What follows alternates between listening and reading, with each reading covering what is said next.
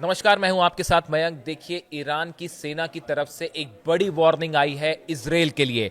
IRGC के commander in chief, देखिए बड़े पद पे हैं ये, इनकी तरफ से, ईरान के बड़े कमांडर की तरफ से ये बड़ी चेतावनी आई है। और ईरान की सेना का कहना है कि अगर इस बार इजराइल ने हमला करने की हिमाकत की, पूरे इजराइल को जहन्नुम बना दिया जाएगा, पूरे इजराइल को दोजख बना दिया जाएगा। देखिए, जो खबर है पहले मैं आपको बताऊं। Iran IRGC commander in chief major general Mohammad Pakpour warned that any future attacks by the US और Israel would be met with decisive retaliation. इनकी तरफ से कहा गया है, आईआरजीसी के जो कमांडर इन चीफ है मोहम्मद पाकपोर, इन्होंने कहा है कि अगर अब की बार अमेरिका या इजराइल की तरफ से किसी तरह का अटैक हुआ ईरान पर, पूरे इजराइल को जहन्नुम बना दिया जाएगा। देखिए, speaking with Iraqi national security adviser Qasim al Araji in Tehran, ये जब इन्होंने ये बयान दिया, उस समय इराक के जो सिक्योरिटी एडवाइजर हैं कासिम अली अरजाजी, वो असल में तेहरान के दौरे पर थे। ये इनका दौरा कुछ समय पहले हुआ, 2-3 दिन पहले हुआ, और वो दौरे पे थे तेहरान के। उनके सामने ये बयान दिया है आईआरजीसी के कमांडर इन चीफ ने, और उन्होंने कहा है Pakpour would Iran would unleash hell against aggressors. जो हमला करने वाले होंगे उनको हम जहन्नुम में तब्दील कर देंगे, ये उन्होंने कहा है। Pakpour would Iran would unleash hell against aggressors. देखिए, ये जो अभी 12 दिन की जंग हुई, उसके बाद अब जो हालात बन रहे हैं, ईरान इस बात को अच्छी तरह समझ रहा है कि न्यूक्लियर प्रोग्राम को लेकर अली खामेनी साहब ने साफ कर दिया गया है, ईरान किसी तरह का कोई समझौता नहीं करेगा। ये बात ईरान के विदेश मंत्रालय की तरफ से भी कह दी गई है कि आप जो लगातार शर्तें थोप रहे हैं मिसाइल रेंज कम करने के लिए या ईरान के न्यूक्लियर प्रोग्राम को कटेल करने के लिए, ऐसी कोई बात ईरान स्वीकार करने नहीं वाला है। ये बात तय हो चुकी है, ये फैसला ले लिया गया है ईरान में। ये सिक्योरिटी काउंसिल जो है वहाँ की, उसमें भी ये बात हो चुकी है। अली खामेनी साहब के लेवल पे भी ये बात क्लियर कर दी गई है। यानी डेडलॉक अब एक ऐसी जगह पहुंच गया है जिसका अगला कदम सिर्फ और सिर्फ जंग है, और ईरान इसकी तैयारी कर रहा है। अब देखिए, इस बीच में इराक के जो नेशनल सिक्योरिटी एडवाइजर हैं, इनका दौरा होता है, कासिम अल अराजी, इनका दौरा होता है ईरान का। और ईरान के साथ इराक ने एक बड़ी डील साइन की है, और ये डील क्या कहती है, इसके हिसाब से अवैध गतिविधियों और घुसपैठ को रोकने के लिए इराक और ईरान के बीच महत्वपूर्ण सुरक्षा समझौता हुआ है, जिसके तहत सीमा निगरानी के लिए संयुक्त समिति गठित की गई है। ईरान और इराक ने एक डील साइन की है बॉर्डर इलाके को लेकर कि यहां पे किसी तरह की भी घुसपैठ होती है उसको रोकने के लिए एक जॉइंट कमेटी बनाई जाएगी, जो इस बात पर नजर रखेगी कि बॉर्डर पे सब कुछ सेफ रहे, किसी तरह का कोई घुसपैठ ना हो, किसी तरह का कोई हमला ना हो, किसी तरह की कोई ऐसी गतिविधि ना हो जिससे दोनों देशों को नुकसान हो। इराक के राष्ट्रीय सुरक्षा सलाहकार कासिम अल अराजी ईरान पहुंचे, जहां उन्होंने राष्ट्रपति मसूद पेजिशकियान समेत देश के कई अधिकारियों से मुलाकात की। इस मौके पर पेजिशकियान ने कहा कि सहयोग से दोनों देशों के बीच न सिर्फ सुरक्षा बल्कि आर्थिक, वैज्ञानिक, सांस्कृतिक संबंध भी मजबूत हुए। ये ईरान के राष्ट्रपति का बयान आया कि इराक के जो नेशनल सिक्योरिटी एडवाइजर हैं, उनके आने से दोनों देशों के बीच में अब संबंध और मजबूत हुए।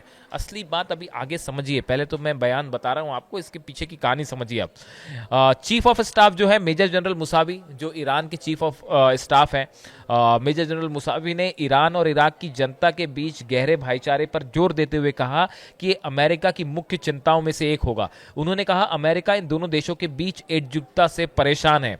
हमारे दुश्मन अच्छी तरह से जानते हैं कि एकता के क्या फायदे हो सकते हैं। देखिए, जो मेजर जनरल मुसावी है, इनकी तरफ से दूसरे बड़े जनरल का बयान है। इनका कहना ऐसा है कि ईरान और इराक अगर एकजुट हो जाते हैं तो अमेरिका और इजराइल की परेशानी जो है वो वाजिब है। उनको फिर लगता है कि ये दोनों देश अगर एक हो गए तो हमारा पत्ता कट जाएगा, यानी हमारा प्रभाव कम होगा। यही मेजर जनरल मुसाफी कह रहे हैं कि अगर जो है दोनों देश एक हो जाते हैं, इराक और ईरान के बीच में कोऑपरेशन बढ़ता है, तो उससे बड़ा झटका होगा ये अमेरिका के लिए और इजराइल के लिए, ऐसा उनका कहना है। अब देखिए, ये बात तो हुई कि इराक के जो है वो राष्ट्रीय सुरक्षा सलाहकार जो है वो ईरान के दौरे पर आते हैं, दोनों के बीच में सीमा को लेकर समझौता होता है। आपको लग रहा होगा कि इसमें कौन सी बड़ी बात है, ये तो आम बात है कि भाई कोई देश के राष्ट्रीय सुरक्षा सलाहकार गए और वहाँ पे उनकी सीमा पर सिक्योरिटी को लेकर एक डील हुई। आप भी ये सोच सकते हैं, कोई भी साधारण आदमी ये सोच सकता है।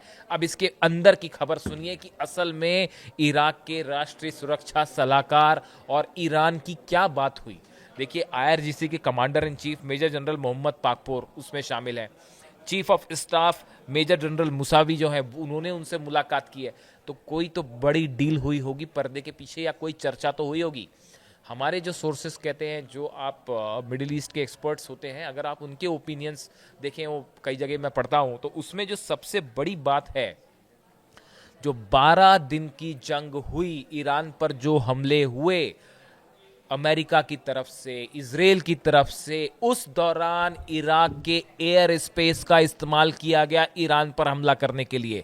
ईरान ये सुनिश्चित करना चाहता है कि अब की बार जंग होए तो इराक के एयर स्पेस का इस्तेमाल ना होने दिया जाए। ये बड़ी बात है। असली जो चर्चा थी वो तो थी, सीमा पर जो है वो घुसपैठ रोकना है और सहयोग बढ़ाना है, ये तो है ही। देखिए, ईरान ने बड़ी तैयारी शुरू कर दी है जंग की, क्योंकि ये पता है आज नहीं तो कल ये हालात जरूर बनेंगे।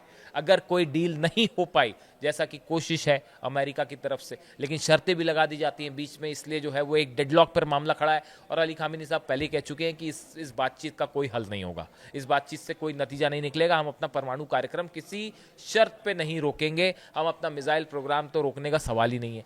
ऐसे में ये बात बहुत सारे लोगों का कहना है कि जैसे ही गजा को लेकर कुछ सेटलमेंट होगा, उसके बाद अगला कदम ईरान को लेकर होगा। डोनाल्ड ट्रंप के बयान भी ये इंडिकेट कर रहे हैं। जो हाल ही में वो इजराइल गए थे, वहाँ पे अगर आप नेतन्याहू की स्पीच सुने, वहाँ पे आप ट्रंप की स्पीच सुने, तो हर शख्स ये समझ पा रहा है कि अगला ईरान में कुछ बड़ा होने वाला है।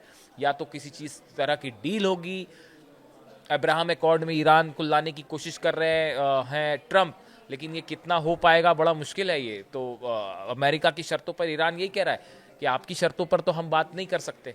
तो अब ऐसे हालात में हर कोई समझ रहा है कि एक बड़ी जंग की तरफ मामला फिर बढ़ रहा है। भले एक एक स्टेप बढ़ रहा है, लेकिन बढ़ रहा है।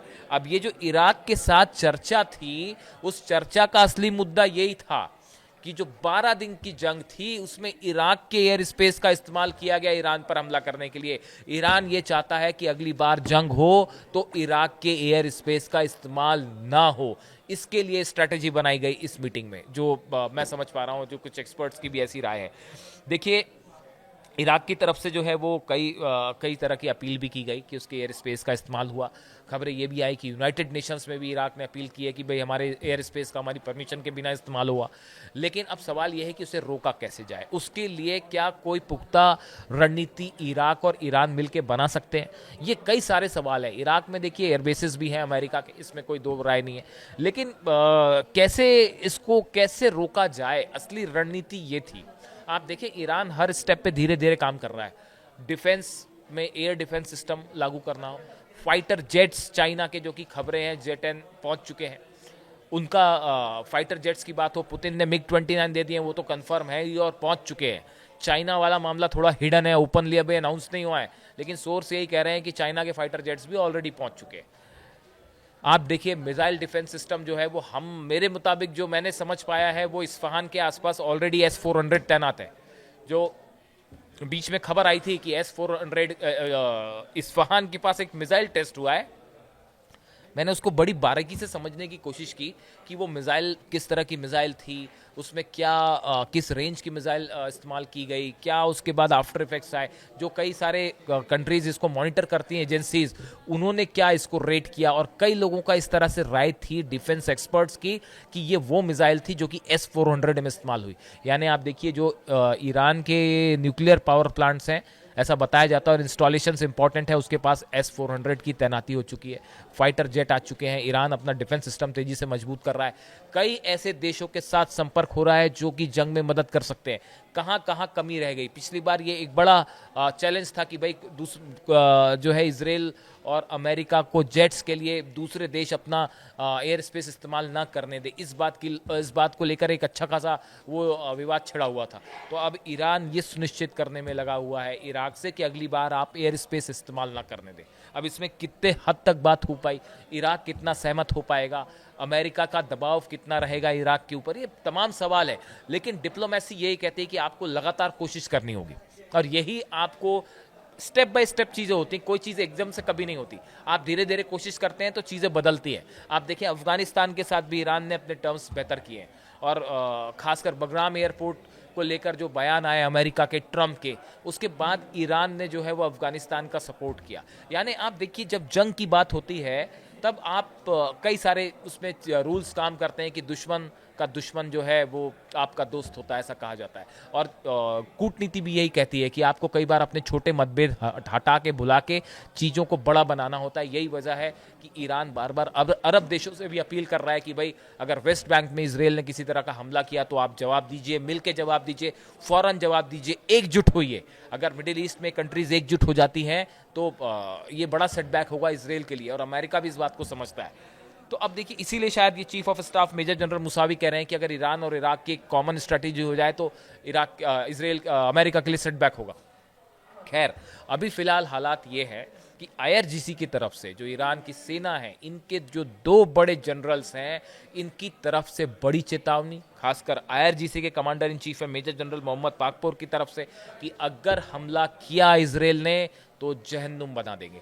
यानी कुल मिला के आप देखें ईरान के साथ सामने पिक्चर बड़ी क्लियर है। ईरान ये समझ रहा है इस बात को, स्नैपबैक सैंक्शंस लगे हैं, न्यूक्लियर डील एंड हो चुकी है। इन हालात में आईएईए बाहर है ईरान से, यानी आप देखिए कभी भी मामला बिगड़ सकता है, मामला जंग की तरफ जा सकता है, और इसके लिए ईरान की सेना तैयार है।